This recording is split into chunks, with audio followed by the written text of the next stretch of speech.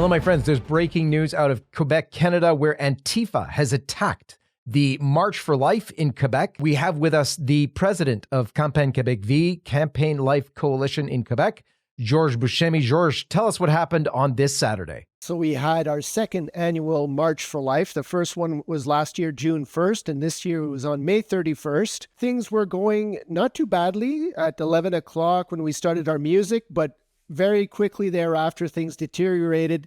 Many counter-protesters infiltrated our ranks. They threw smoke bombs, obscuring vision, causing, suffocation. And it was really difficult to do anything, speak, hear any of the speeches going on. They had surrounded us with foghorns and other sirens and loud blasts of music. We even heard pyrotechnics at one point, like really loud bangs. Really what they were trying to do is just cancel our event, disrupt our event, intimidate the people there. So basically, I find that they were acting like a kind of brown shirt militia, acting tacitly with the approval of the government, which is very pro-abortion. The minister responsible for women's affairs last year, when asked to comment about our march, which was the first annual march last year, she said, "I don't like this march. I really wish there wasn't such a march. It's unfortunate," she said. Let's take a listen to that so people can see exactly what we're talking about.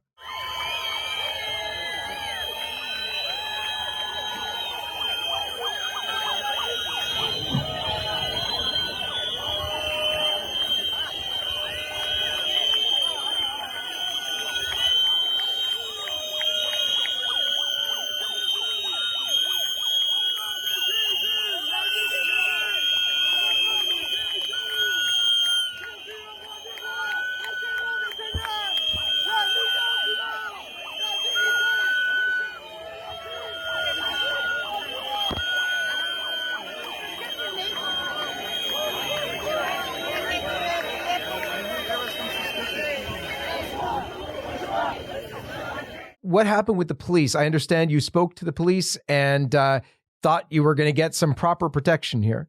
Yes, so we had made our application to the police in December, so several months ago, and we described the problems we had last year, and we said, we need more protection. And they seemed to understand that. On the day of, what we saw was basically them tolerating the presence of counter-protesters disrupting our event in our faces, even once the march got started, blocking us, preventing us from progressing. If the government's concern was freedom of expression for everyone, well, then that counter-protest would be deemed illegal simply because its design was to prevent us from speaking. The other side wanted to suppress our speech, intimidate us, scare the families away from our march, which was partially done last year, and it will be again done this year.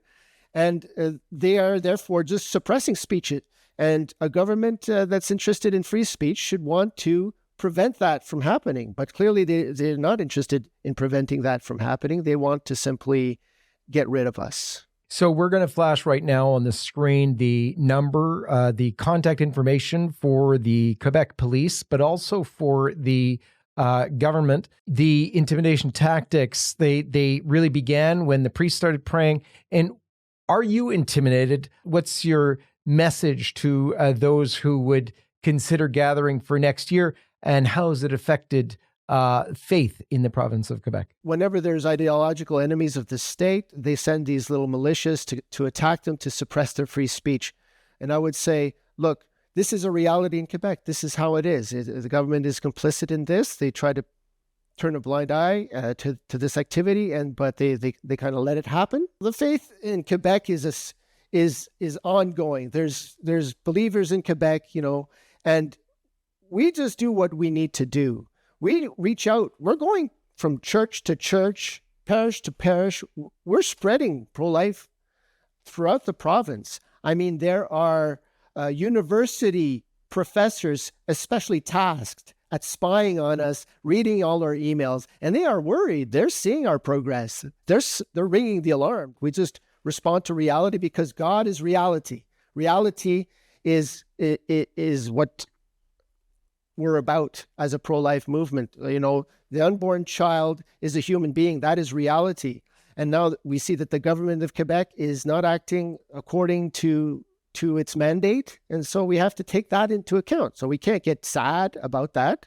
That's the way it is. That's where God has put us today. And we're going to forge ahead knowing that in complete serenity, complete peace. We march on, whether it's through a March for Life, whether it's through life chains spread out throughout Quebec, or any other activity, parish outreach. We're building a network for life, and we're continuing to build. Beautiful. Georges Buscemi, thank you for standing strong in Quebec. God bless you, my friend. Thank you, John Henry. God bless. For LifeSite News, this is John Henry Westen. May God bless you.